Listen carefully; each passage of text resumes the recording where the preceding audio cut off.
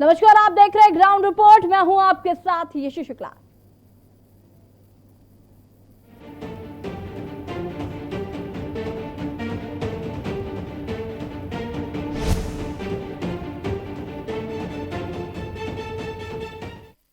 उत्तर प्रदेश के बाराबंकी जिले के एक गांव में खांसी, बुखार और ऑक्सीजन लेवल कम होने जैसे लक्षणों से मौतों का सिलसिला जारी है। इस गांव में अब तक करीब दर्जन भर लोगों की जान रहस्यमयी तरीके से जा चुकी है और कई लोगों की तबीयत खराब है। इस गांव में काफी संख्या में सिर मुड़ाए लोगों को देखकर अजीब सा नजारा है। गांव में घुसने पर किसी का 10वां होता दिखता है तो किसी का अंतिम संस्कार कर घर वाले लौट रहे हैं। ग्रामीणों का आरोप है कि स्वास्थ्य विभाग ने गांव की ओर से आंखें बंद कर रखी हैं। इतनी मौत हो जाने के बाद भी गांव में स्वास्थ्य व्यवस्था के उचित इंतजाम नहीं किए गए हैं। गांव में स्वास्थ्य विभाग का उपकेंद्र भी है, लेकिन वो भी खंडहर में तब्दील हो चुका है।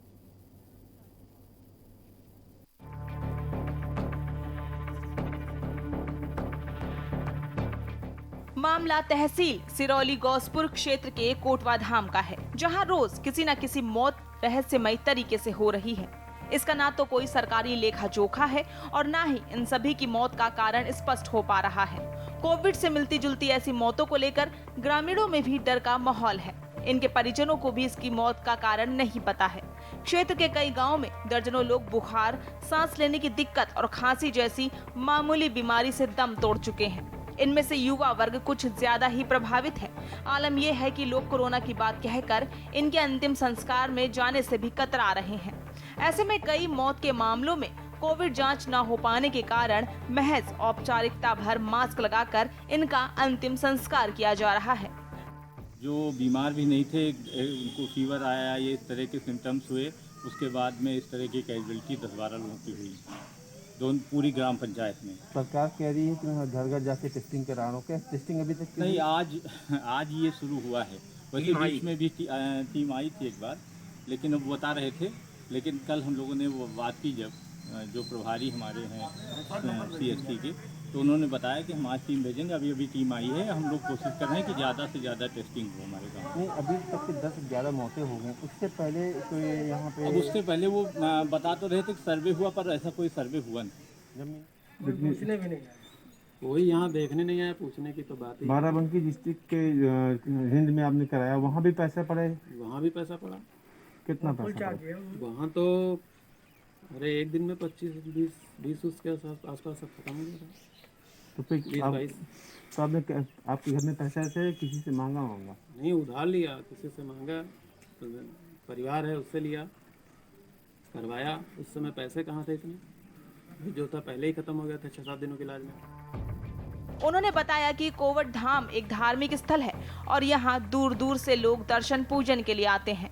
ऐसे में यहाँ और ज्यादा सतर्कता की जरूरत है। अब प्रधानी का चुनाव जीतने के बाद हमारी कोशिश है कि ज्यादा से ज्यादा सैनिटाइजेशन हो, जिससे इस महामारी को फैलने से रोका जा सके। वहीं गांव के निवासी बताया कि गांव के PHC का भवन पूरी तरह से ध्वस्त हो चुका है। इसी के चलते यहाँ डॉक्टर और बाकी स्टाफ को रुकता नहीं है। तो बीमार रहते थे पहले, मतलब बहुत रेगुलर इस समय कर रहे हैं ना जी, वहीं से बीमार हो गया है। फिर जब हम दिन भर्ती कराए ना वो स्टाफ को बाराबंकी में, उस दिन जो ना दिन में का जो पर्ची काटी जाती है, मतलब टिकट वाली, उस दिन मशीन दिन में, और फिर 27 के 26 भर्ती करवा, 27 के वो मतलब भर्ती हुई थी।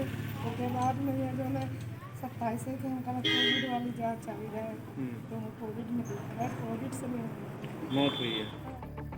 गांव में हो रही इस तरह की मौतों का जिम्मेदार कौन है, ये बड़ा सवाल है, जहां सरकारी योजनाओं पर जमकर पलीता लगाया जा रहा है।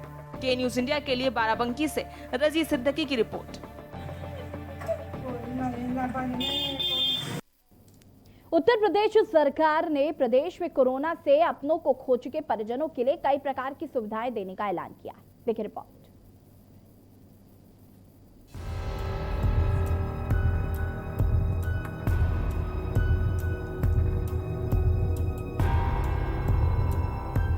गाजियाबाद मोतीनगर भोजपुर ब्लॉक के बखरवा गांव में एक गांव में हरिजन जाति के लोग रहते हैं और गांव की आबादी लगभग 5000 के आसपास है। छोटे छोटे घरों में लोग निवास करते हैं और ये वही गांव हैं जहां पर पिछले वर्ष 5 जून 2020 को मोमबत्ती फैक्ट्री में आग लगने से 1 दर्जन से अधिक लोगों ने अपनी जान गंवा दी थी। एक इस परिवार में 2 बच्चे और एक महिला की जीवित बची है। ऐसे में बड़ी चुनौती है कि कैसे कर्जा उतारा जाए और किस तरह बच्चों का पालन पोषण किया जा सके। अभी तक सरकार की तरफ से किसी भी कर्मचारी या अधिकारी ने इस परिवार को आर्थिक मदद देने के लिए संपर्क नहीं किया है। मौजूद है गाजियाबाद मोदी नगर के बखरवा गांव में। वही बखरवा गांव है जहां पर कुछ दिनों पहले मोमबत्ती फैक्ट्री में आग लगने से लगभग 14 लोगों की मौत हो गई थी। उसके बाद अगर कोरोना काल की बात करते तो कोरोना काल ने भी इस गांव पर कम कहर नहीं ढाया है। कोरोना का कहर इस गांव में देखने को मिल रहा है। यहाँ पर तमाम ऐसे लोग हैं जो अपनों को खो चुके हैं, जिनके सहारा अब कुछ नहीं है। ऐसे आप मेरे सामने देख पाएंगे, ऐसा ही एक परिवार यहाँ मौजूद है जिनके इन बच्चों के दादा और पिताजी दोनों ही कोरोना की भेंट चढ़ चुके हैं। अब इनका कोई सहारा नहीं है, ना ही सरकार की कहीं कोई अभी तक भी जो सहयोग की बात थी, अभी तक सरकार की कोई सहयोग नहीं आया है, ना ही सरकारी कोई कर्मचारी यहाँ पर इनसे बात करना है। बात करेंगे परिजनों से। भैया क्या नाम है? मेरा नाम परवीन गौतम है। परवीन जी, क्या हुआ? हमारे पिताजी को एक सांस की प्रॉब्लम हुई थी, ठीक है। उसके बाद में कोरोना की उनकी जांच हुई नहीं हुई वो मुझे नहीं पता, ठीक है। उसके बाद में हमारे पिताजी 5 तारीख में ख़त्म हो गए। उसके बाद जो हमारे भैया को दिक्कत होने लगी। हमारे साथ मौजूद है, आप देख पाएंगे 3 छोटे बच्चे हैं जो अभी पढ़ाई के लिए तमाम खर्चे हो सकते हैं। मध्यम वर्गीय परिवार है, मध्यम वर्गीय क्या कह सकते हैं कि निम्न वर्गीय परिवार है, जहां पर आय का कोई साधन नहीं है, कमाई का कोई साधन नहीं है। पति काम करते थे, ससुर भी काम करते थे, लेकिन क्या काम करते थे बात जानते। आपके ड्राइवर थे, किसी क्या चला? मजदूरी करते थे किसी के यहाँ पर, ड्राइविंग, पति आपके मोटरसाइकिल का काम करते थे। हाँ जी। अब जैसे जो कोरोना का कहर, क्या कहेंगे सरकार की जो योजनाएं थी, जैसे सरकार ने कहा कि हम ये योजना देंगे, वो लाभ देंगे, आपको हमारे लिए सरकार ने अभी तक कुछ भी नहीं किया। क्या आप मांग करते हैं, क्या अपेक्षा करते हैं? जैसे सरकार के बच्चों की पढ़ाई की बात करते हैं, ये हमारे बच्चों को पढ़ाई लिखाई मिल जाए। तो आप देख सकते हैं कि किस तरह जो परिजन है, पीड़ित परिजन, कितना हालात की बात करते हैं तो आर्थिक स्थिति अच्छी नहीं है। अब ऐसे में जो बच्चे हैं, जो उनका पालन पोषण एक सबसे बड़ी समस्या यहाँ पर परिवार के सामने है। देखना होगा कि जो उत्तर प्रदेश के मुखिया योगी आदित्यनाथ ने जिस तरह से योजनाओं की जो घोषणा की है, कितनी खरी उतरी। इसी गांव के एक और परिवार में पिता और पुत्र की मौत भी कोरोना से ही हो गई थी। पहले पिता बीमार हुए और उसके कुछ ही दिनों के बाद उनके बेटे भी बीमार हुए। 3 दिन के अंदर ही बाप और बेटे की कोरोना से मौत हो गई। गाजियाबाद भोजपुर गांव का एक चूड़ियाला, जहां पर कोरोना महामारी ने जमकर कहर बरपाया। ग्रामीणों ने बताया कि इस 1 महीने में इस गांव में लगभग 20 मौतें हो चुकी हैं। कोरोना भी ये महामारी आई है, लगभग 25 से 30 मौतें हमारे गांव में हो चुकी हैं। और इतनी बुरी स्थिति है कि यहाँ बड़ा भयभीत माहौल था। लगभग 300 से 400 लोगों को बुखार चढ़ा और बहुत जो है स्थिति दयनीय हो गई। प्रधान जी, अभी आप वर्तमान में प्रधान हैं और शासन की अगर हम बात करते हैं सरकारी योजनाओं, क्योंकि आपके ऊपर भी जिम्मेदारी है इन लोगों को न्याय दिलाने की, तो किस तरह, जो कि सरकार दावे कर रही है कि लगातार जो कोरोना से जो मौत हुई है उनका आंकड़ा जुटा रही है, अब मीडिया में खबरें चल रही हैं, तो आंकड़े क्या अभी तक आपसे मांगे गए? अभी तक हमसे सिर्फ जो है पूछताछ जारी है, पूछताछ तो करी गई है, लेकिन अभी तक कोई आंकड़े लेने कोई हमारे पास आया नहीं। जो हाँ, तीसरे दिन ये मेरा बेटा विनोद, इसकी घरवाली थी, बहुत भाग्या तेरे, मैं 18 जन कहाँ फिर बची नहीं। वहीं भतोला भोजपुर ब्लॉक का एक गांव, यहां पर रहने वाले बुजुर्ग गोपी ने बताया कि उनका लड़का लगभग 35 वर्ष का था, जो गांव में ही मजदूरी का कार्य करता था। 3 दिन से बुखार में ही परिवार को छोड़कर चला गया। परिवार में बूढ़े माँ बाप, एक अपाहिज भाई, पत्नी और 3 छोटे छोटे मासूम बच्चे हैं। तस्वीरों के माध्यम से आप देख सकते हैं कि परिजनों की आर्थिक स्थिति कितनी कमजोर है। समय मौजूद है गाजियाबाद के भदौला गांव में। आपको बता दें कि गाजियाबाद का भदौला गांव भोजपुर ब्लॉक के अंतर्गत आता है और अगर बात करें तो पूरी तरह से देहात का गांव है और गाजियाबाद जनपद का लगभग आखिरी की तरफ इस गांव को कहा जा सकता है। गांव के हालात आप तस्वीरों में देख पाएंगे, कैसे हालात हैं और कैसी स्थिति परिवार की हो सकती है, घर का अंदाज आप लगा सकते हैं।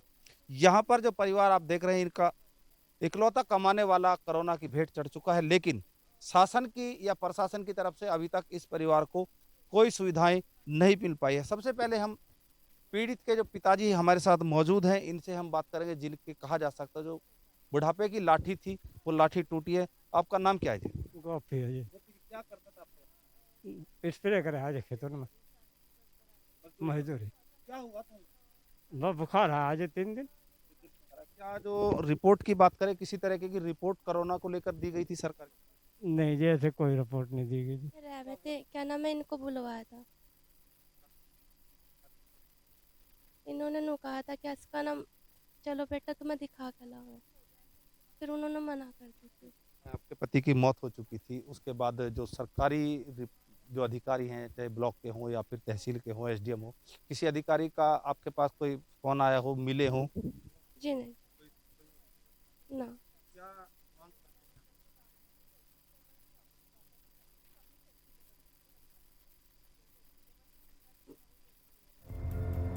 यहाँ पर परिवार ने बताया कि गांव में ना तो किसी तरह की जांच की गई और न ही यहाँ पर व्यक्ति लाया गया। मृतक की पत्नी कैमरे के सामने बोल भी नहीं पा रही थी।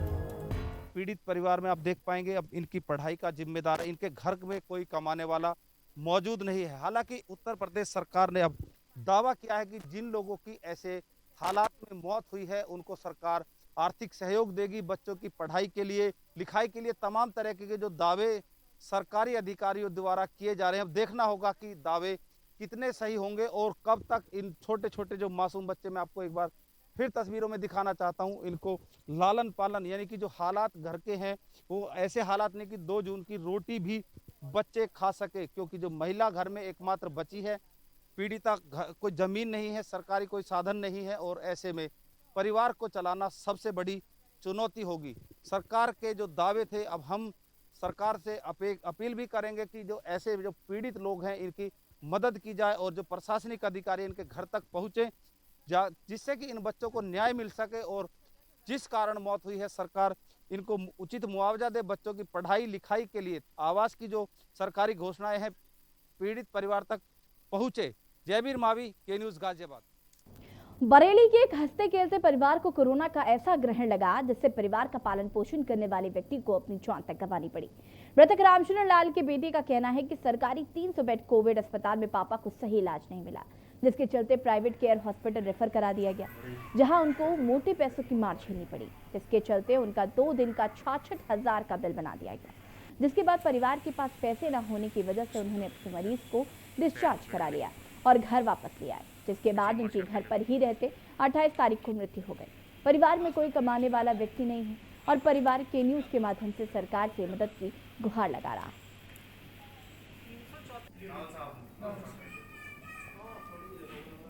सर, पहले हम उन्हें 300 बेड हॉस्पिटल कोविड में लेके गए थे, जहां प्रॉपर ट्रीटमेंट ना मिलने की वजह से हम लोगों ने उन्हें 3 दिन बाद केयर हॉस्पिटल में रेफ़र करवाया। केयर हॉस्पिटल में 1.5 दिन में, शायद 1.5 या 2 दिन तक वो रहे थे, उसमें 66,000 का हमारा अराउंड बिल बन गया था। और सर, क्योंकि हम वो बिल देने में असमर्थ थे तो इस वजह से हमें वहाँ से डिस्चार्ज कराना पड़ा। प्लस वहाँ जो डॉक्टर्स थे उन्होंने हमसे ये चीज़ कह दी थी कि इनके बचने के चांसेस नहीं हैं। बोले आप ट्राई कर रहे हैं लेकिन बहुत मुश्किल है कि ये बचें। सर, उस जगह पे जब हम बिल भी नहीं दे सकते थे और वो बचने के चांसेस भी नहीं थे, तो हम उन्हें डिस्चार्ज करके घर ले आए। और डिस्चार्ज करके लाने के बाद 10 दिन के अंदर अंदर उनकी डेथ हो गई 28 मई को। माता जी? ममता। आपके पति जी की डेथ हुई है, क्या कोरोना के चलते ही उनकी? हाँ जी। आपके परिवार में इस समय कोई कमाने वाला व्यक्ति बचा है? कोई नहीं, हम माँ बेटे दोनों हैं, कोई हमारी कमाई का साधन नहीं है, कोई साधन नहीं है। कोविड में तो इलाज ठीक से नहीं हो पाया, जैसा कि इसने कहा है, श्रीलंका ने कहा है, बिल्कुल सही कहा है। वहाँ पर यही दिक्कत थी कि ठीक से देखना नहीं, कुछ नहीं, वही एंटीबायोटिक इंजेक्शन दिए जाते थे, दवाई का। फिर केयर में हम लोग लेके गए, वहाँ 1.5 दिन के अंदर करीब 65-67 हज़ार का बिल बना दिया। उसका उन्होंने कहा कि ऐसे से है, ये सब इनकी बचेंगे नहीं जो भी कुछ है, और उसके बाद फिर हम लोग घर ले आए। जिस तरीके से कोरोना काल ने देश में और दुनिया में काफ़ी जैसे हाहाकार मचाया और जिसके बाद लोगों की मृत्यु होना स्टार्ट हो गई, लेकिन बरेली में कुछ ऐसे भी परिवार हैं जिनके घर में जो कमाने वाला व्यक्ति था उसकी मृत्यु हो गई और अब उनके घर में रोटी तक को भी लाले पड़े हुए हैं। तो कहीं ना कहीं ये देखने वाली बात है कि जिला प्रशासन की तरफ से या स्वास्थ्य विभाग की तरफ से कुछ नाकामियाँ रहीं, जिनकी कोरोना के चलते मृत्यु हो गई। उनका परिवार प्राइवेट अस्पतालों के पैसे देने के लिए सक्षम नहीं था, तो उनकी इलाज के दौरान मृत्यु हो गई। यही परिवार जो हमने आपको दिखाया, जिनके RS लाल जी, जो उनकी कोरोना के चलते मृत्यु हो गई, ये उनका बेटा है और जिसको अभी पढ़ाई कर रहा है, लेकिन कोई कमाने वाला व्यक्ति नहीं बचा घर में। पत्नी का रो करके बुरा हाल है, सदमे में पहुंच चुकी हैं कि उनके कहीं ना कहीं उनको भी इस समय टेंशन सता रही है कि आखिर कमाने वाला उनके घर में कोई व्यक्ति नहीं बचा। तो के न्यूज़ भी इस मुहिम के तहत अपील करता है सरकार से कि ऐसे परिवार को कोई ना कोई सहायता जरूर प्रदान कराई जाए। बरेली से कैमरा पर्सन विकास के साथ सानू कुमार, के न्यूज़। ग्राउंड रिपोर्ट से हमने आपको 3 जिलों की तस्वीरें दिखाई, बाराबंकी, बरेली और गाजियाबाद। कोरोना संक्रमण का खतरा अब भले ही उत्तर प्रदेश में कम हो गया हो, आंकड़े भले ही अब कम आने लगे हों, लेकिन कोरोना का जो ग्रहण ग्रामीण क्षेत्रों में लगा और उसका जो असर है वो अभी भी उनके परिवार वालों में देखने को मिल रहा है। कहीं पर परिवार का मुखिया खत्म हो गया, खाने कमाने का संकट आ गया, कहीं पर अस्पतालों की लापरवाही देखी, तो कहीं पर लोगों को सरकारी जो मदद मिलनी चाहिए वो नहीं मिल पा रही है। एक तरफ जहां सूबे के मुखिया लगातार ये बात कह रहे हैं कि जिन लोगों को कोरोना काल में जिन्होंने अपनों को खोया या जिन्होंने अपने घर का मुखिया खो दिया, किसी तरीके की आर्थिक तंगी से गुजर रहे हैं, उनकी मदद जरूर की जाएगी। लेकिन मौतों का आंकड़ा जब तेजी से बढ़ा और सरकारी आंकड़ों की अगर हम बात करें तो वो जमीनी हकीकत से काफी अलग हैं। ये लगातार हम आपको तस्वीरों के माध्यम से दिखा चुके हैं। काफी अलग अलग तस्वीरें जो है वो हमने आपको दिखाई हैं कि कैसे सरकारी आंकड़े जरूर संख्या बहुत कम बताते हों, लेकिन घाटों ने, कब्रिस्तानों ने जिस तरीके से ये बयां किया कि वहां पर किस तरीके से अंबार लगा था लाशों का, किस तरीके से वहां पर शव प्रवाहित किए जा रहे थे, तो इस बात से अंदाजा लगाया जा सकता है कि मौतें बहुत तेजी से हो रही थी और ये तस्वीर हम लगातार आपको दिखा रहे थे। लेकिन अब जब सरकारी कागजों में और जो लोग मरे जिनका आंकड़ा उपलब्ध नहीं है, जिस तरीके की जो सुविधाएं सरकार की तरफ से जिन लोगों को मिलनी है वो कैसे मिल पाएंगी, ये बड़ा सवाल है। बच्चों के लिए, जो बच्चे अनाथ हो गए हैं उनके लिए जो सरकारी मदद मिलनी है वो कैसे मिल पाएगी अगर आंकड़ा ही उपलब्ध नहीं होगा। इस तरीके की तस्वीर अब सामने आ रही है और कहीं ना कहीं ये काफी शर्मनाक है और दुखदाई भी है कि इन लोगों की अब मदद कैसे होगी, क्योंकि किसी ने अपने घर का मुखिया खोया, तो किसी बच्चों ने अपने माता पिता को खो दिया, तो कहीं पर पिता का साया उड़ गया। इस तरीके की तस्वीरें कोरोना काल में दूसरी लहर के बाद हम लगातार देख रहे हैं। और इसी पर हमारे साथ बातचीत करने के लिए गाजियाबाद से हमारे संवाददाता जयवीर मावी हमारे साथ जुड़े हुए हैं, बरेली से हमारे साथ शानू कुमार जुड़े हुए हैं और रजी सिद्दीकी हमारे साथ जुड़े हुए हैं बाराबंकी से। रजी जी, सबसे पहले मैं आपके पास ही आऊंगी। बाराबंकी की अगर हम बात करें तो बाराबंकी की क्या तस्वीर जो है आपने जो ग्राउंड रिपोर्ट से दिखाई वो चाहूंगी कि आप दर्शकों को बताएं।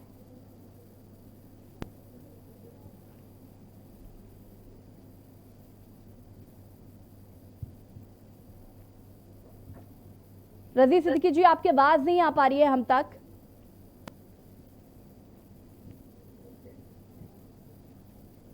लगता है रजी सिद्दीकी से संपर्क नहीं हो पा रहा। बस शानू कुमार बरेली से जुड़े हुए हैं। शानू, आपसे जानना चाहेंगे, हम बरेली में जैसे आपने जिस परिवार की तस्वीर देखा है कि वहां पर घर का जो मुखिया है उनकी मौत हो गई कोरोना काल में, किस तरीके से अस्पताल की जो लापरवाही हम कहेंगे जो हमने देखी, वहां पर जिस तरीके से प्राइवेट अस्पताल सरकारी अस्पताल से शिफ्ट कर दिया गया और वहां पर जो 66,000 का बिल बना 2 दिन का, तो कहीं ना कहीं ये जो समस्या है ये सिर्फ एक ही परिवार की समस्या नहीं रही इस कोरोना काल में, से तमाम परिवार रहे जहां पर अस्पतालों की ये जो मनमानी रही, अस्पतालों की जो लूट घसोट रही, इसकी वजह से कई लोगों ने अपनी जान गंवा दी। देखिए ये एक बिल्कुल देखने वाली बात है और ये सभी को पता कोरोना काल में हॉस्पिटलों और प्राइवेट अस्पतालों या फिर सरकारी अस्पतालों सभी ने जमकर लापरवाही दिखाई थी और परिजन तड़पते रहे और उनके परिवार के व्यक्ति की मृत्यु होती रही, लेकिन जिला प्रशासन भी इस चीज को बर्दाश्त करता रहा और लगातार सिलसिला जारी रहा। हमने अभी न्यूज के माध्यम से एक तस्वीर दिखाई जो कि बरेली के एक परिवार की है, जिनके मुखिया उनके बेटे का कहना है कि उनके पिताजी एक पेशे से वकील थे, इनका नाम रामचरण लाल था और वो काफी 40 साल उनको हो गई थी वकालत करते हुए, लेकिन उसके बावजूद उनका काफी अच्छा व्यवहार होने के बाद अब उनकी कोरोना के चलते मृत्यु हो गई। उनका सबसे बड़ा एक अहम मुद्दा ये था कि कोरोना के चलते कोरोना की जांच 2 मई की रिपोर्ट पॉजिटिव आई थी। उसके बाद उनको जिला जो कि 300 बेड हॉस्पिटल जो कि जिला अस्पताल दूसरा पार्ट बनाया गया जो कि सरकारी अस्पताल है उसमें भर्ती कराया गया, जहां पर उनको सही इलाज नहीं दिया गया और जिसके चलते वहां पर 3-4 दिन बाद उनको वहां से रेफर करवा लिया गया, जिसके बाद वो प्राइवेट अस्पताल अपने पिताजी को लेकर चले गए। लेकिन वहां की स्थिति एक प्राइवेट अस्पतालों की देश और दुनिया में लगातार लापरवाही सामने और लोगों पर जुल्म ढाना लगातार जारी था। वहां पर हॉस्पिटल में उनको 2 के ही 66,000 रुपए का बिल बना दिया था, जिसके बाद वो पैसे देने में असमर्थ थे और वो वहां से अपने पिताजी को डिस्चार्ज करा लाए, जिसके बाद उनके घर पे पैसों के ही उनकी मृत्यु हो गई। लेकिन देखने वाली बात है कि जिला प्रशासन भी लाख दावे करता था कि है और प्रशासन भी लाख करता रहा कि सरकार करती गई, सभी जिलों में सारी व्यवस्थाएं दुरुस्त है। लेकिन अब जो जमीनी हकीकत निकलती आ रही है, हमारी के न्यूज की टीम लगातार जिलों के घरों में किसी का मुखिया खत्म हो गया, किसी के माता पिता खत्म हो गए, आखिर उनकी मदद करने के लिए लेकिन अभी तक बरेली में कोई भी एक ऐसा भी परिवार सामने नहीं आया जिसकी जिला प्रशासन ने मदद करी हो या फिर किसी एनजीओ करी हो। लेकिन हाँ, छोटी मोटी मदद करने के लिए काफी हाथ आगे आते हैं।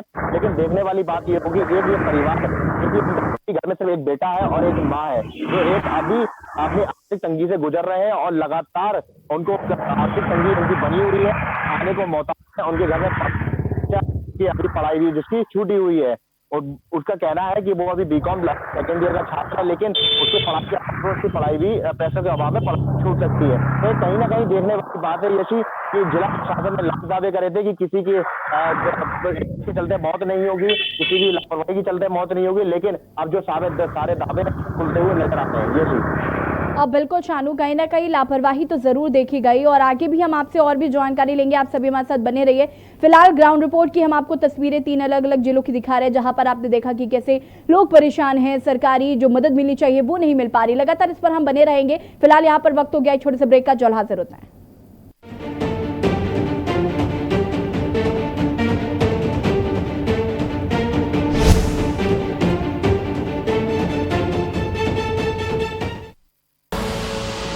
देख रहे हैं के न्यूज, खबरों का सारथी।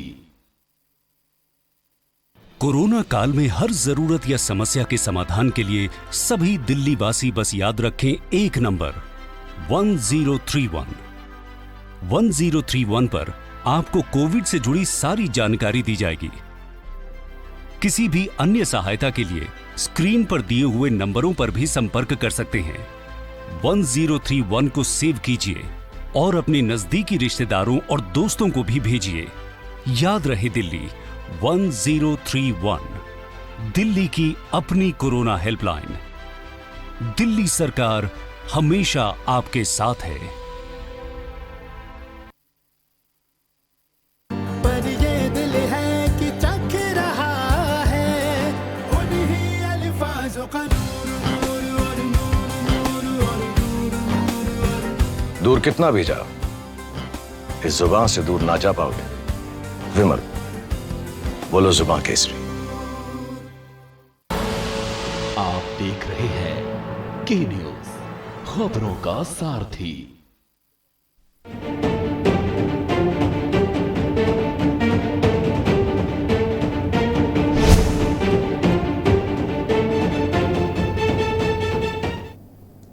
ब्रेक के बाद एक बार फिर से आप सभी का स्वागत है और लगातार हम आपको ग्राउंड रिपोर्ट से तस्वीरें दिखा रहे हैं कि कोरोना ग्रहण के बाद किस तरीके से लोगों पर इसका असर पड़ रहा है, कैसे लोग परेशान हो रहे हैं, सरकारी मदद जो मिलनी चाहिए वो नहीं मिल पा रही है, परिजन जो है वो परेशान हो रहे हैं, उनको चक्कर लगाने पड़ रहे हैं, लेकिन किसी तरीके की कोई मदद नहीं मिल पा रही है क्योंकि सरकारी आंकड़ों में इतना फेरबदल किया गया, सरकारी आंकड़े इतना छुपाए गए कि मौतों में जिन लोगों के नाम होने चाहिए थे उनके नाम उस लिस्ट में नहीं है। तो इसी वजह से शायद लोगों को जो है मदद नहीं मिल पा रही है और यही वजह है कि लोग अब परेशान हो रहे हैं क्योंकि किसी ने अपने घर का मुखिया खो दिया है, खाने कमाने वाला कोई नहीं है और शायद यही वजह है कि लोग अब लगातार सरकार से गुहार लगा रहे हैं कि उनकी समस्याएं सुनी जाए। और ग्राउंड रिपोर्ट से हम लगातार आपको भी तस्वीरें दिखा रहे हैं कि क्या कुछ हालात जो है वो अब देखने को मिल रहे हैं।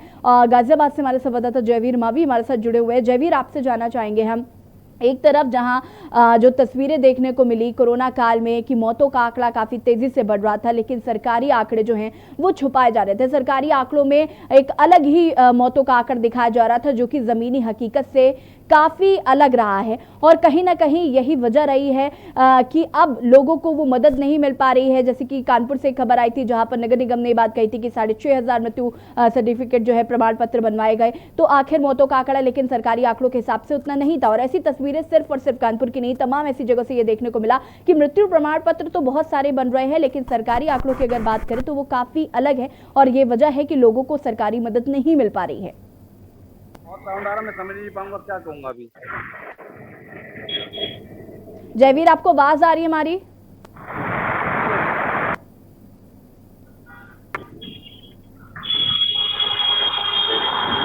जयवीर तक हमारी आवाज नहीं पहुंच पा रही है। रजी सिद्दीकी हमारे साथ जुड़े हुए हैं। रजी सिद्दीकी जी, आपसे जानना चाहेंगे, हम बाराबंकी की अगर हम बात करें, इस तरीके की व्यवस्थाएं जो हैं वो चाहे गाजियाबाद हो वहां देखने को मिल रही है, बरेली और उत्तर प्रदेश के तमाम ऐसे जिले हैं, ये जो अव्यवस्थाओं का दौर है ये कोरोना काल से शुरू हुआ और जिस तरीके से अपनी चरम सीमा पर रहा, अधिकारियों ने जो लापरवाही की वो हम लगातार तस्वीरों के माध्यम से दर्शकों को दिखा रहे हैं। और बाराबंकी में भी हम जैसे देख पा रहे हैं कि मौतों का आंकड़ा चूंकि सरकारी दावों के हिसाब से बहुत कम है और जमीनी हकीकत कुछ और है, जिसकी वजह से लोगों को समस्याओं का सामना करना पड़ रहा है। सरकारी जो मदद है वो नहीं मिल पा रही है लोगों को। हेलो जी, रजी सिद्दीकी जी, आपको आवाज आ रही है हमारी? आपको बता दो मैडम, ये पूरा मामला बाराबंकी के सिरौली गौसपुर के जी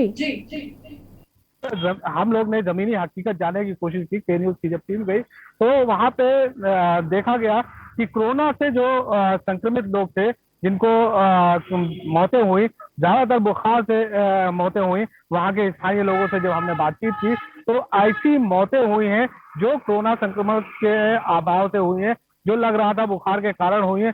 लोगों में ये भय था कि कोरोना हुआ है और इनकी मौतें हुई हैं। कई ऐसे परिवार मिले जिनके मुखिया नहीं है, उनका पालन पोषण करने के लिए अब कोई नहीं है। एक परिवार ने हमें ये बताया कि हमने अपने मेरे पति का देहांत के बाद मैंने अपने गहने जो है बेच दिए हैं, उसके बाद जो घर का खर्चा चल रहा है उससे क्या, उसके बाद जो पैसे थे वो भी खत्म हो जाने के बाद हमने ब्याज पे उड़ाए। तो इस तरह से यहाँ पे स्थिति दयनीय है कि लोगों के पास खाने के लिए पैसा नहीं है, क्योंकि जो मुखिया थे ज्यादातर वो जो कमाने वाले थे उनका देहांत हो चुका है और वो इस दुनिया से जा चुके हैं। लेकिन देखने वाली बात यह है कि प्रशासन का कोई भी आदमी वहां पे जाता नहीं है और प्रशासन कोई सुध नहीं लेता है। तो कोरोना से ऐसी मौतें हुई हैं जिनका आंकड़ा यहाँ प्रशासन लाख दावे कर रहा है कि हमारी मौतें कम हुई हैं, लेकिन प्रशासन और शासन की जो मंशा थी उसके अनुरूप यहाँ पे काम हुआ है। हुई है उन जो दर्शाई जा रही है, दिखाया जा रहा है सरकारी आंकड़े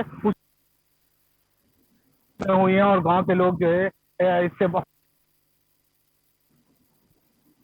सिद्दीकी जी, कहीं ना कहीं ये जो तस्वीर है ये सिर्फ बाराबंकी की तस्वीर नहीं है, हर जगह इसी तरीके की तस्वीर जो है वो देखने को मिल रही है। आप सभी हमारे साथ बने रहिए, आपसे और भी जानकारी लेंगे। लगातार हम ग्राउंड रिपोर्ट में आपको तस्वीरें दिखा रहे हैं कि कोरोना के बाद क्या असर है, लोगों पर इसका असर देखने को मिल रहा है, कैसे लोगों ने अपने घर का मुखिया खो दिया है, कैसे बच्चों ने अपने माँ बाप को खो दिया, किसी ने अपने पिताजी को खो दिया। तो इस तरीके की तस्वीरें देखने को मिल रही है और कहीं ना कहीं जो रोजी रोटी का संकट आया है वो अब लोगों को परेशान कर रहा है। और चूंकि अब सरकारी मदद नहीं मिल पा रही है क्योंकि सरकारी आंकड़ों में उनका नाम नहीं है, जिसकी वजह से उनको कोई मदद नहीं मिल पा रही है। और हम इसी पर बात कर रहे हैं कि आखिर जब आपने सरकारी आंकड़े छुपाए तो अब उन लोगों की मदद कैसे होगी जिनको इनकी वाकई में जरूरत है। फिलहाल यहाँ पर वक्त हो गया छोटे से ब्रेक का, जल्द हाजिर होता है।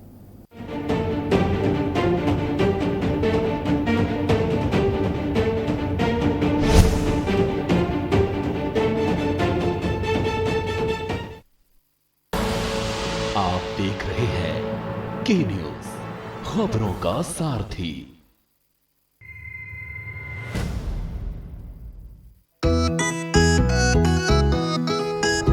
सबको टीका लगवाना है, कोरोना को हराना है, टीके की सुरक्षा अपना कर सुरक्षा चक्र बनाना है। 18 साल की उम्र हो, युवा हो या बुजुर्ग हो, एक पल भी सोचे बिना ये मौका नहीं गवाना है। सबको टीका लगवाना है, कोरोना को हराना है।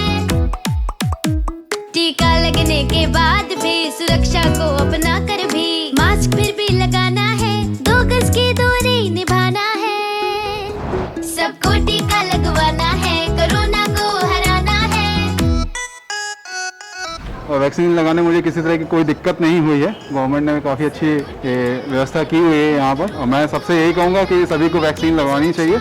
और उसमें कोई भी ऐसा दर्द या कोई ऐसी चिंता वाली विषय की बात नहीं है। मैंने टीका लगवाया है जीत का, आप भी लगवाइए। टीका ही दिलाएगा जीत, टीका जीत। आज मैंने कोरोना से जीतने के लिए टीका लगवाया, आप लोग भी लगवाएं, सुरक्षित रहें। मैंने लगाया है टीका जीत का, आप भी लगवाइए।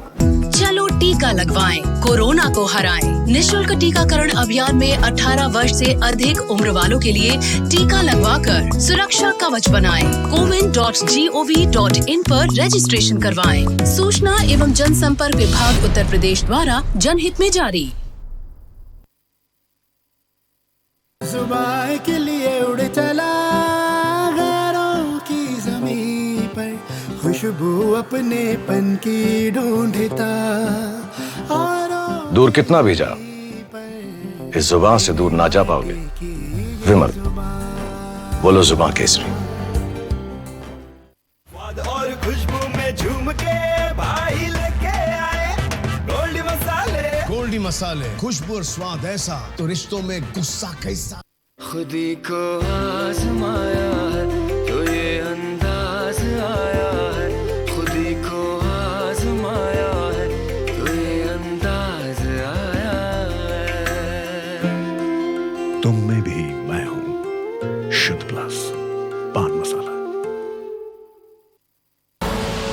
आप देख रहे हैं के न्यूज, खबरों का सारथी।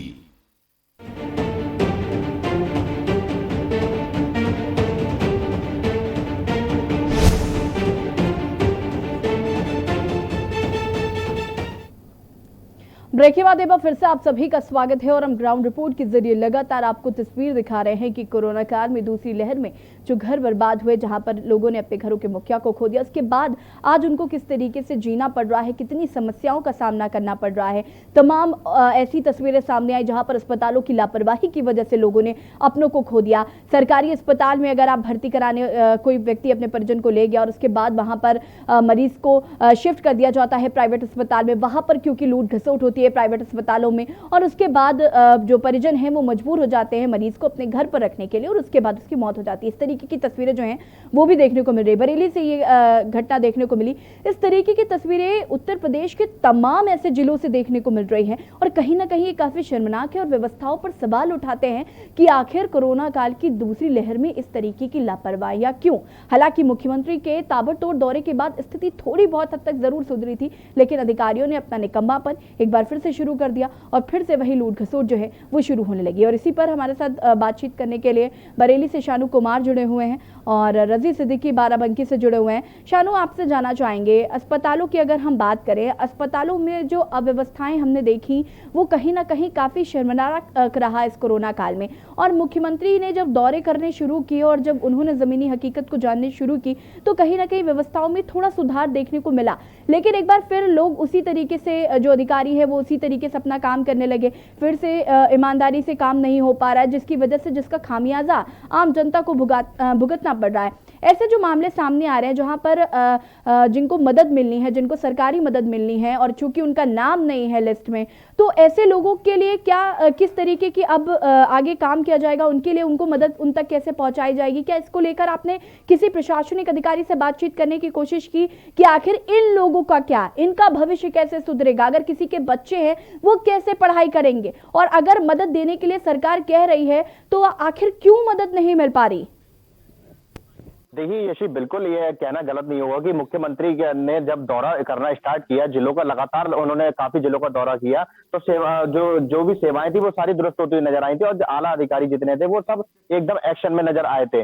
लेकिन वो सिर्फ जो सेवाएं थी वो सिर्फ उसी दिन की सेवाएं थी कि जो लोगों को दी जा रही थी वो सिर्फ दिखावा था, एक बिल्कुल उनका रचा हुआ षड्यंत्र था अधिकारियों का कि मुख्यमंत्री जी आ रहे हैं, दौरा है उनका, तो उनको सारी सेवाएं दुरुस्त दिखनी चाहिए। हालांकि जमीनी स्तर की हकीकत, मुख्यमंत्री जी एक क्षेत्र में दौरा कर रहे थे, दूसरे क्षेत्र की हकीकत कुछ और थी। आपको काफी के न्यूज के माध्यम से दिखाया गया था, दर्शकों को भी दिखाया गया था कि प्राइवेट अस्पतालों ने लूट मचा रखी थी। काफी बरेली में ऐसे कितने 4 अस्पताल जो कि जिन्होंने लगातार लूट मचा रखी थी और लगातार उनके हॉस्पिटलों में हंगामा हुआ, परिजनों का हंगामा हुआ, पुलिस प्रशासन पहुंचा, मार तमाम उनके हॉस्पिटलों में परिजनों का हंगामा देखने को मिला, लेकिन उसके बावजूद भी जिला प्रशासन इतना नकारा साबित हुआ कि उनके ऊपर अभी तक कोई कार्रवाई नहीं कर सका।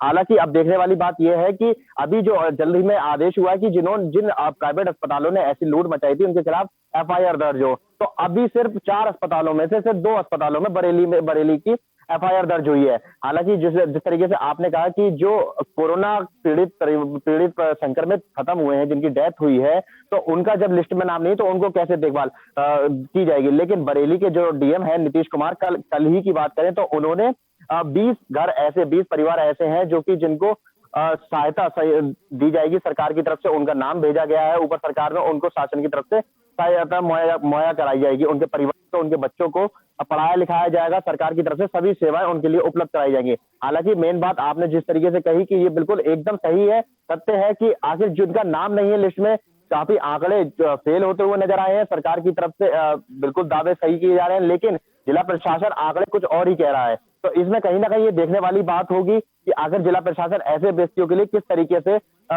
जो सेवाएं हैं मुहैया कराएगा। कल ही की बात मैं आपको जानकारी के लिए बता दूं, कल ही की बात जब मैंने बरेली के जो ACMO है, जो अपर मुख्य चिकित्सा अधिकारी हैं, उनसे मैंने बात की थी, तो वो उन्होंने मुझे जिला प्रशासन के जो आंकड़े थे, मौतों के आंकड़े थे, वो कुछ और थे और नगर निगम की हकीकत थी वो कुछ और थी। तो हालांकि अभी तक उन्होंने मुझे सही जानकारी नहीं दी है कि आखिर सही दोनों की एक्यूरेट जानकारी क्या है, नगर निगम की तरफ से कितने मौतों के आंकड़े जारी किए गए हैं। लेकिन अभी तक दोनों कसमें लगे हुए हैं, दोनों विभाग कसमें हैं कि आखिर किस तरीके से व्यवस्थाओं को दुरुस्त किया जा सके। जी यशी। बिल्कुल शानू, लेकिन अगर जिलाधिकारी इस तरीके की कोई पहल कर रहे हैं, अगर जिलाधिकारी उन परिवारों को चिन्हित करे तो कहीं ना कहीं ये थोड़ा सराहनीय कार्य जरूर है, क्योंकि ऐसे परिवारों को बहुत ज़रूरत है मदद की और ज़रूर से ज़रूर उनको सरकारी मदद मिलनी भी चाहिए, क्योंकि वो उनका हक है। और जिस तरीके से उन्होंने अपनों को खोया, उसके बाद अगर उन पर रोजी रोटी का संकट आ रहा है तो कहीं ना कहीं ये जिम्मेदारी बनती है प्रशासनिक अधिकारियों की भी कि वो अपनी जिम्मेदारी को समझें और ऐसे परिवारों की मदद ज़रूर करें। बाराबंकी से रजी सिद्दीकी जुड़े हुए। राजी, आपसे जानना चाहेंगे हम ये जो जैसे कि अभी शानू ने बताया कि बरेली में इस तरीके से चिन्हित किए जा रहे हैं परिवार क्योंकि उनका नाम लिस्ट में नहीं है और उनको बहुत ज़रूरत है, क्या इस तरीके की कोई पहल बाराबंकी में भी देखने को मिल रही है? वहां पर किस तरीके से काम हो रहा है? ये परिवार कैसे चिन्हित किए जाएंगे और जिनको वाकई मदद की ज़रूरत है उन तक मदद कैसे पहुंचाई जाएगी? क्या इसको लेकर किसी तरीके का कोई काम किया जा रहा है बाराबंकी में भी?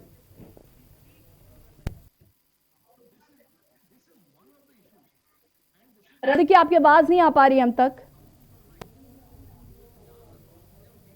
बाराबंकी में इस तरह का कोई काम नहीं किया जा रहा है। बाराबंकी के जिला अधिकारी की तरफ से अभी तक कुछ ऐसा मामला सुनने में नहीं आया है कि किसी परिवार को चिन्हित किया गया हो।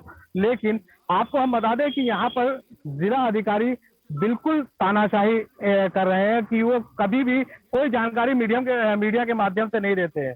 उनको क्या करना होता है, क्या नहीं करना होता है, अगर हम उनसे सवाल भी करते हैं तो वो उसका जवाब नहीं देते हैं। तो अभी तक इस तरह का मामला सामने नहीं आया है कि उन्होंने किसी तरह की लिस्ट बनाई हो, किसी गरीब परिवार की मदद कर रहे हो या किसी को जरिए, किसी विभाग के जरिए उनको चिन्हित किया जा रहा हो।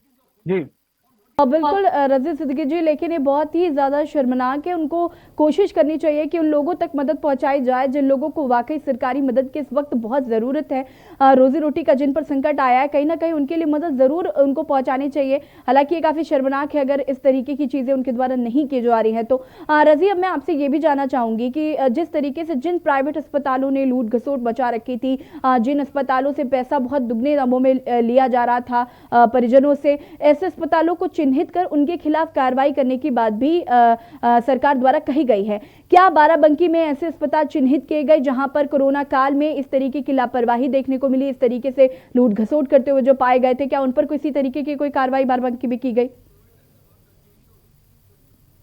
तो 3-4 जो इंस्टीट्यूट थे कोरोना में बनाए गए थे।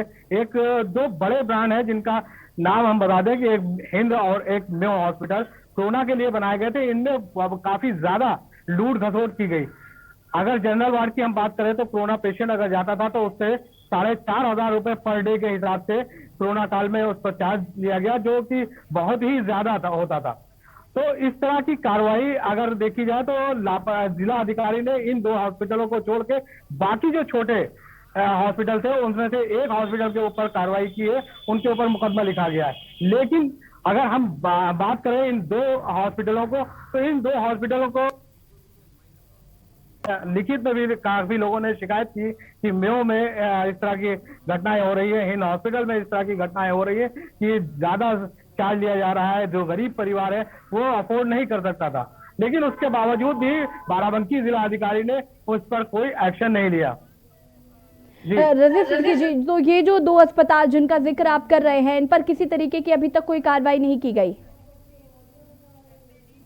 कार्रवाई नहीं की गई, लेकिन जो छोटे हॉस्पिटल एक यहाँ पे आस्था हॉस्पिटल के नाम से था, उसके ऊपर जिला अधिकारी ने कार्रवाई की है। लेकिन जो बड़े ब्रांच है, या तो उन पर किसी का संरक्षण है, या किसी बड़े नेता का दबाव है, या कोई पॉलिटिकल दबाव है, इसकी वजह से उन पर कार्रवाई नहीं की जा रही है। बिल्कुल। तो ये उठता है कि जिला अधिकारी जो बड़े हॉस्पिटल जिनको कोरोना के लिए बनाया गया था, तो जिन्होंने लंबा चार्ज लिया, लाखों में बिल बनाया है, तो उन पर कार्रवाई क्यों नहीं कर रहे हैं?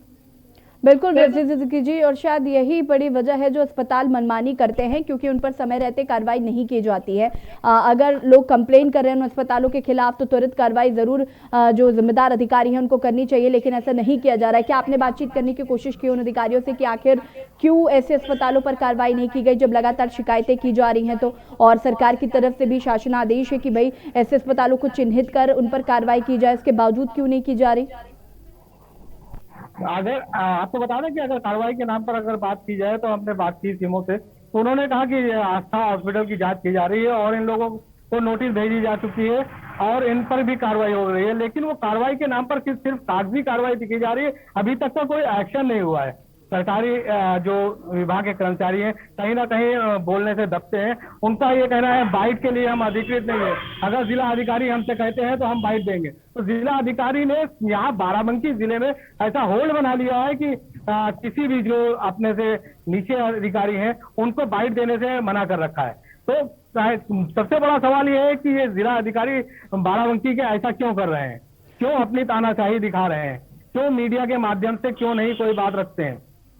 बिल्कुल रजत सिद्दीकी जी, कहीं ना कहीं ये बड़ा सवाल है कि आखिर जिलाधिकारी अपनी जिम्मेदारी क्यों नहीं समझ रहे हैं। जब उनको जिले की जिम्मेदारी दी गई है तो आखिर वो अपनी जिम्मेदारियों से पल्ला क्यों झाड़ रहे हैं, और आखिर क्यों वो इस तरीके से जो जिनको जवाब देना चाहिए उनको जवाब देने से मना कर रहे हैं। और ये बहुत ही ज़्यादा शर्मनाक है कि उनको अपना काम ईमानदारी से करना चाहिए लेकिन वो ऐसा नहीं कर रहे हैं। शानू हमारे साथ जुड़े हुए। शानू, आपसे जानना चाहेंगे वैक्सीनेशन को लेकर, जिस तरीके से ग्रामीण क्षेत्र में जो वैक्सीनेशन का कार्य होना है उसकी अगर हम बात करें तो बरेली में किस तरीके से हो पा रहा है, क्योंकि ऐसी तमाम खबरें जो हैं वो ग्रामीण क्षेत्रों में देखने को मिल रही है कि रजिस्ट्रेशन के नाम पर ग्रामीणों से पैसा वसूला जा रहा है। इस तरीके की तस्वीरें भी हैं जो लगातार देखने को मिल रही। देखिए, ये एक बिल्कुल अहम सवाल है कि ग्रामीणों में वैक्सीनेशन किस तरीके से हो रहा है। ना ही ग्रामीणों में इस तरीके से पढ़ते हैं कि वो रजिस्ट्रेशन करवा सके, ना ही बच्चे इतने एक्टिव होते हैं कि वो अपना रजिस्ट्रेशन करवा सके वैक्सीनेशन को लेकर के। तो कहीं ना कहीं अब इसमें जो कि ग्राम प्रधान है, जो नवनिर्वाचित ग्राम प्रधान है, इन लोगों ने मुद्दा उठाना स्टार्ट कर दिया, शुरू कर दिया है और जगह जगह जाकर अपने क्षेत्रों में जाकर के वैक्सीनेशन का प्रक्रिया समझाते हैं और लोगों से कहते हैं कि अपील भी करते हैं कि वैक्सीनेशन करवाइए। की देखने वाली बात यह है कि बरेली के विधायक जो कि राजेश कुमार मिश्रा, पप्पू बरतौल, जो कि बिथरी चैनपुर विधानसभा के विधायक है, ये एक बरेली के 9 विधायकों में से एक है। इनकी अलग ही छवि है अपने आप में, और ये विधायक जो है ये जगह जगह सभी क्षेत्रों में, बरेली जिले में काफी गाँव हुए और 1193 प्रधान है, सभी को सूचित कर रहा है क्षेत्रों में जाकर के अपने परिवार के, अपने जो कार्यकर्ताओं के साथ जाकर के वहां पर अपील कर रहे हैं, लोगों से, ग्रामीणों से अपील कर रहे हैं कि वैक्सीनेशन करवाइए। वैक्सीनेशन से कोई भी नहीं होगा, कोई भी गलत उसकी रिएक्शन नहीं, ना ही उससे कोई बुखार आएगा। लेकिन सरकार के नियमों का पालन कीजिए, स्वास्थ्य विभाग के नियमों का पालन कीजिए और वैक्सीनेशन जरूर कराइए। देखने वाली बात यह है यशी की प्रधानों ने इसकी एक कमान संभाल ली है। स्वास्थ्य विभाग के साथ साथ प्रधान भी खड़े हो गए हैं, जिला पंचायत सदस्य भी खड़े हो गए हैं। उन्होंने ये मुद्दा अपने पूरे क्षेत्र को वैक्सीनेट करवाना है। जी यशी। बरेली से ऐसी भी खबरें सामने आ रही है शानू कि इस सैनिटाइजेशन नहीं हो पा रहा है। जैसे लोगों की मौत हो जाती है उसके बाद उस घर में जाके सैनिटाइजेशन नहीं किया जा रहा, नहीं हो पा रहा है। तो क्या इसको लेकर क्या कुछ जानकारी आपने बातचीत करने की कोशिश की कि सैनिटाइजेशन जब बहुत जरूरी है तो आखिर क्यों नहीं करा जा रहा है? देखिए, जब से जो दूसरी लहर आई थी कोरोना की, जब से कोरोना ने अपना तांडव मचाना शुरू करा था, काफी मौतें भी होने लगी थी और बरेली में काफी अनगिनत मौतें हुई थी और काफी लोग संक्रमित भी आए थे। तो ऐसी जगहों पर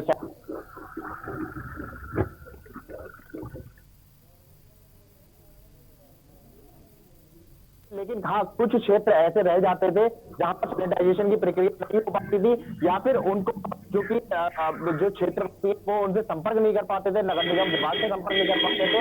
नगर निगम कुछ जगह छूट जाती थी नगर निगम से कि आखिर वहां पर भी तो मान लीजिए 70% बरेली में सैनिटाइजेशन हुआ था, 30% सैनिटाइजेशन के क्षेत्र छूट चुके थे जहां पर लोगों की काफी शिकायतें भी देखने को मिली थी। लेकिन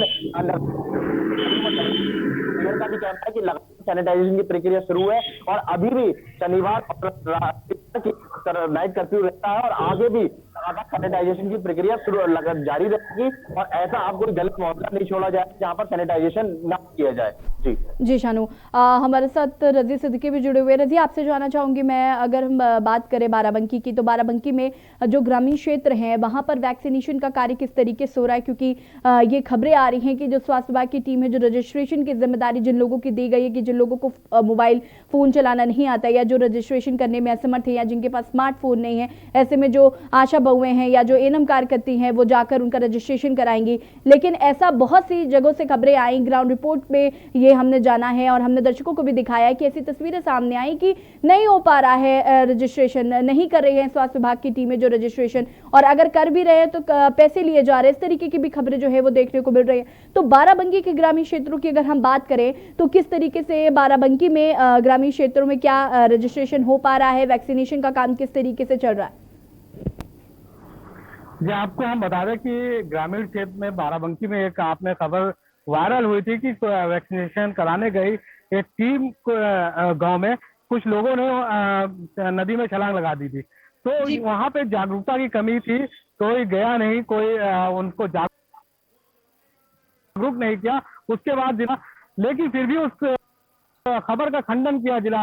उसके बाद गांव-गांव जाकर अब टीमें जागरूक हो रही है, उनको बताया जा रहा है कि वैक्सीनेशन कराया जाए। और रही बहुत से ऐसे ग्रामीण हैं जिनके पास मोबाइल नहीं है जिससे वो अपना पंजीकृत करा सके, तो दूसरे के मोबाइल लेके पंजीकृत करा रहे हैं। कभी कभी नेटवर्क की भी प्रॉब्लम होती है गाँव में और कभी लाइट की भी प्रॉब्लम आज नहीं होते।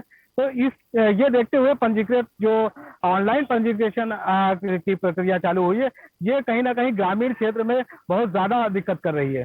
जी, अब जिस तरीके से रजी आप इस बात को कह रहे हैं कि लोग जागरूक नहीं हो पा रहे हैं, ये बात हम कोरोना काल की दूसरी लहर में जब ग्रामीण क्षेत्रों में घर घर में कोरोना पहुंचा, हम तब से कह रहे हैं कि ग्रामीण क्षेत्रों में लोगों को कोरोना के बारे में समझाना एक बहुत बड़ी चुनौती है। उनको वैक्सीन को लेकर जो तमाम तरीके की भ्रांतियां वाया सोशल मीडिया पहुंचती हैं, तो कहीं ना कहीं भ्रामक स्थिति जो है वो पैदा होती है और ऐसे में उनको जागरूक करना बहुत जरूरी होता है। जो काम पहले करना चाहिए था जिम्मेदार अधिकारियों द्वारा, वो काम नहीं किया गया और अभी भी जागरूकता का बहुत अभाव है क्योंकि जागरूक आप ठीक तरीके से कर नहीं पा रहे। जी, ये बात आप सही कह रहे हैं कि जागरूकता का बहुत अभाव है, क्योंकि ये जो बड़े अधिकारी हैं वो छोटे कर्मचारियों पे डाल देते हैं कि गांव में जाके आप जागरूक किए। ये बड़े अधिकारी अगर छोटे कर्मचारियों के साथ जाएं, वहां पे गांव वालों को समझाएं और गांव वालों को जागरूक करें, तो कहीं ना कहीं ये गांव वाले जागरूक हो सकते हैं। लेकिन छोटे कर्मचारी गांव गए, घर पे बैठ के फोटो खिंचा लिया और अपने अधिकारी को दिखा दिया कि हमने ये प्रक्रिया पूरी कर ली, तो वो सिर्फ कागजी कार्रवाई पर प्रक्रिया पूरी होती है, ना कि किसी को जागरूक किया जा रहा है। जबकि उत्तर प्रदेश सरकार लगातार एक मुहिम जारी छेड़े हुए है कि लोगों को जागरूक कर रही है, प्रचार प्रसार के माध्यम से जागरूक कर रही है, लेकिन गाँव में इसकी बहुत बड़ी कमी देखी जा रही है। जी बिल्कुल, कहीं ना कहीं जो अधिकारी हैं वो सेल्फी ले रहे हैं और सिर्फ अपना काम जो है खाना पूर्ति करने के लिए कर रहे हैं, अपनी जिम्मेदारी समझकर नहीं कर रहे हैं। और कहीं ना कहीं उनको अपनी जिम्मेदारी समझनी चाहिए ताकि आम जनता को इसका खामियाजा ना भुगतना पड़े। रजी, और हमारे साथ शानू कुमार जुड़े हुए। शानू, आपसे जानना चाहूँगी मैं, जैसे कि आपने बताया कि वहाँ पर जिलाधिकारी ने 20 परिवारों को चिन्हित किया जो जिनको सरकारी मदद की बहुत ज़रूरत है। सरकार द्वारा जो अनाथ बच्चे हैं उनको भी ये बात कही गई कि उनके लिए उनकी पढ़ाई का खर्चा जो है वो उठाया जाएगा। आगे की जो चीज़ें हैं उनके लिए, बच्चों के लिए तमाम चीज़ें जो हैं वो सरकार की तरफ से की जाएंगी। तो इसकी भी एक लिस्ट जारी होनी थी, इसकी भी एक लिस्ट बनानी थी। क्या इस तरीके की लिस्ट शानू बनाई गई है बरेली में? देखिए यशी, आपको बिल्कुल बता दूं, जिस तरीके से के न्यूज भी लगातार ऐसे परिवारों को ढूंढ रहा है कि जिनके घर में कोई कमाने वाला नहीं बचा हो, उनके मुखिया की डेथ हो गई हो या फिर किसी के माता पिता की डेथ हो गई हो गए हो, उनके कोई पोषण करने वाला। के न्यूज लगातार बरेली जिले में मुहिम कर रही है और ऐसे परिवार ढूंढ रहा है कि आखिर ऐसे परिवारों को न्याय मिल सके, उनकी कुछ आर्थिक मदद हो सके। तो इसी को संज्ञान में शासन ने ये अब सुविधा उपलब्ध कराई है। शासन की तरफ से भी ऐसी सुविधा को दिया गया था कि आदेश दिया गया था कि को जिला प्रशासन देखे, डीपीआरओ देखे, उसको देखते हुए आर्थिक मदद की। तो ऐसे ही कल की जो जानकारी मिली है तो जिला अधिकारी ने ऐसे 20 परिवार हैं जो कि एक बहुत गरीब परिवार है और मजबूर परिवार, और उनको प्रमुखता से भी दिखाया गया जा चुका है पहले भी के न्यूज के माध्यम से। तो उनके लिए जो 20 परिवारों के लिए उनके बच्चों की पढ़ाई की और उनकी जो घर में जो मुखिया बचा है, जैसे किसी के पिता की मृत्यु हो गई है तो उनकी मतलब बच्चों की माँ की कुछ आमदनी या फिर कोई कार्य के लिए मुहैया कराया जाएगा जिससे वो अपने बच्चों का पालन पोषण कर सके, और परिवार आर्थिक मदद की भी दी जाएगी। आज सरकार की तरफ से हुआ था कि ऐसे जो बच्चे हैं तो अनाथ हो गए हैं उनको 4-4 हजार दिए जाएंगे, उनको आर्थिक मदद दी जाएगी तो जिससे कि वो अपने घर का पोषण कर सके और अपने परिवार को चला सके। तो ऐसे 20 परिवार जो कि जिलाधिकारी की अच्छी पहल, जो कि सबसे पहले जो कि इतने उत्तर प्रदेश सबसे पहले बरेली में देखने को मिली है, जिसमें उन्होंने 20 परिवारों को चिन्हित किया और मदद दिलाने के लिए आगे भी कार्य कर रहे हैं। जी, यहाँ पर मैं आपसे एक बात ये भी जानना चाहूँगी, जिस तरीके से कोरोना काल की दूसरी लहर में हमने देखा कि जो ग्रामीण क्षेत्र में जब कोरोना पहुंचा तो उनके साथ एक समस्या ये हुई कि उन्होंने सर्दी जुकाम बुखार को एक नॉर्मल सर्दी जुकाम बुखार की तरह ट्रीट किया, किसी तरीके की कोई जांच नहीं की और ऐसे ही कई लोगों की मौत हो गई। तो लोगों ने कहा कि ये रहस्यमय तरीके से मौत हो गई लेकिन कोरोना की पुष्टि नहीं हो पाई। उसके बाद फिर सरकार की तरफ से आदेश दिए गए कि घर घर जाकर जांच की जाएगी, जिनको भी सर्दी बुखार जुकाम है, ऐसे लक्षण पाए जाते हैं, उनको जो कोरोना किट है वो दी जाएगी जिसमें मेडिसिन होंगी, तमाम तरीके की चीज़ें हैं। अगर होम आइसोलेशन वाली स्थिति है तो होम आइसोलेशन में उनको रखा जाएगा, उनको तमाम तरीके के जो प्रोटोकॉल्स हैं वो समझा जाएंगे। इस तरीके की चीज़ें अभी भी भले ही मरीज मिलने कम हो गए हों, भले ही संक्रमितों की संख्या कम होने लगी हो, लेकिन जो कोरोना प्रोटोकॉल है उसका पालन करना बहुत ज़रूरी है और सर्दी जुकाम बुखार को सीरियसली लेना बहुत ज़रूरी है, उसके लिए जांचें होना बहुत ज़रूरी है। तो क्या बरेली में ये देखने को मिल रहा है कि जो जांचें हैं वो हो रही हैं, जिस तरीके से जो ग्रामीण क्षेत्र है वहां पर अब कितना लोग जागरूक है जांच करवाने को लेकर, सर्दी जुकाम बुखार को कितना सीरियसली ले रहे हैं वो? देखिए, बिल्कुल मैं आपको बता दूं, जिस तरीके से पहले रहस्यमय आपने जो हमारा बरेली का 11 ब्लॉक है जो कि सबसे बड़ा गांवों में क्षेत्र रहता है, वहां पर 30 मौतें जो कि रहस्यमय तरीके से मौतें हुई थी और जिसको के न्यूज ने प्रमुखता से दिखाया था। जिसके बाद जो सांसद है धर्मेंद्र कश्यप, उन्होंने खबर का संज्ञान किया था। उसके बाद उन्होंने वहां का निरीक्षण किया था, उन्होंने देखा था कि वहां पर जांचें नहीं हो रही थी, तो ऐसे अधिकारियों के खिलाफ उन्होंने कार्रवाई भी करवाई थी और कार्रवाई अभी भी प्रचलित है और उन पे कुछ लोगों पर जांच भी गिरी थी कुछ अधिकारियों पर। तो वहां पर लोगों को समझाया था, 11 ब्लॉक में सांसद ने खुद जाकर के लोगों को किया था कि आप वैक्सीनेशन करवाइए, बुखार सर्दी जुकाम है तो आप अपनी जांच करवाइए। तब लोगों ने वहां पर क्या एक आई थी और लोगों ने आपको जांच करवाने के लिए आगे आए थे, जिसके बाद जिनमें सिम्टम्स नहीं पाया गया था उन्होंने वैक्सीनेशन भी करवाना शुरू किया गया था। हाल की बात करें तो हाल ही में अभी भी और जो सांसद ऐसे हैं जो लगातार गांवों में अपनी मुहिम छेड़े हुए हैं, अपने पार्टी के प्रधानों से लगातार कह रहे हैं और जो पार्टी के प्रधान नहीं भी है उससे भी अपील कर रहे हैं कि अपने अपने क्षेत्र में जाइए और लोगों को जागरूक कीजिए।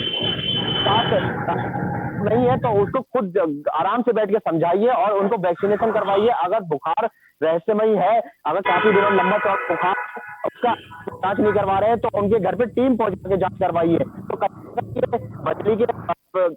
बरेली के नेताओं की बात कर ले या फिर पार्टी के नेताओं की बात कर ले तो ये एक अच्छी देखने को मिली कि जो स्थिति खराब है क्योंकि जिम्मेदार अपनी जिम्मेदारी को नहीं समझ रहे हैं, लापरवाही कर रहे हैं। रजी स्थिति के बाद से जुड़े, रजी आपसे जानना चाहेंगे, बाराबंकी में एक गांव है जहां पर मौतों का सिलसिला अभी भी जारी है क्योंकि वहां पर सर्दी जुकाम बुखार लोगों को हो रहा है और उसके बाद मौत हो रही है, लेकिन किसी को पता नहीं चल पा रहा है कि आखिर ये मौतें हो क्यों रही हैं। वहां पर एक उपकेंद्र भी है, लेकिन वो पूरी तरीके से खंडहर बना हुआ है। स्वास्थ्य व्यवस्थाएं जो है वो पूरी तरीके से यहाँ पर ठप नजर आ रही हैं। लोगों को सुविधाएं जो है वो मुहैया नहीं हो पा रही हैं। क्या किसी ने उस गांव की सुध लेने की कोशिश की? क्या किसी जिम्मेदार ने जाकर वहां पर ये जानने की कोशिश की कि इस गांव के लोगों को क्या समस्या आ रही है? आपको बता दूं कि ऐसा कुछ नहीं है कि किसी जिम्मेदार अधिकारी ने वहां जाके कुछ देखा हो। सिर्फ ग्राम प्रधान जो वहां के नवनिर्वाचित हुए हैं, उन्होंने अब जिम्मेदारी ली है कि इसकी जांच कराएंगे और अधिकारियों से इसकी बात करेंगे। और रही वहाँ के जो स्वास्थ्य विभाग की जर्जर हालत में है, पीएचसी की हालत हमने दिखाई थी, खुद कोई भी अधिकारी नहीं ले रहा है। वहां पे जो डॉक्टर तैनात है वो लखनऊ से बाराबंकी डेली अप डाउन करते हैं, सुबह आते हैं और शाम को चले जाते हैं। जबकि पीएचसी पे वहाँ पे ग्रामीण क्षेत्र है, वहाँ पे ये पीएचसी बनी हुई है। अगर ये जर्जर हालत में ना होती, अगर सही होती, तो वहाँ पे रुकने की ठहरने की व्यवस्था भी होती। लेकिन कोई अधिकारी इस पर समझने की और कोशिश नहीं करता है कि ऐसी बिल्डिंगों की मरम्मत कराई जाए जिससे डॉक्टर वहाँ रुके और ग्रामीणों की देखभाल करें।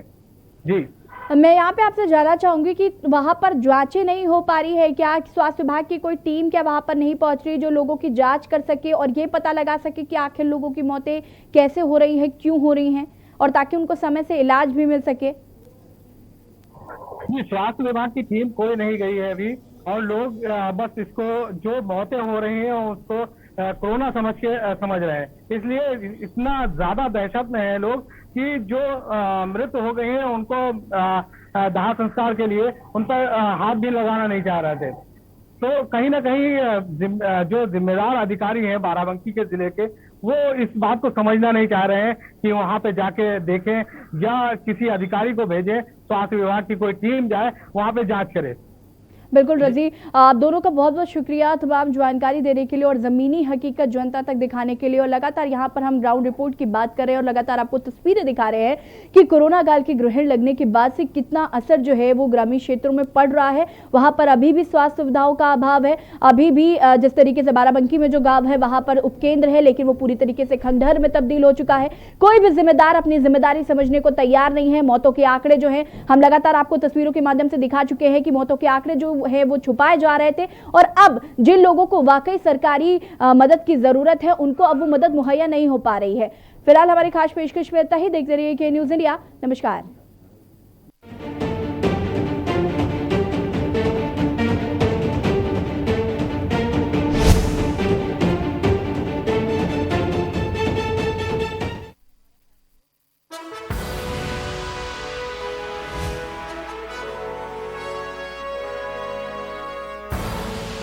आप देख रहे हैं के न्यूज़, खबरों का सारथी।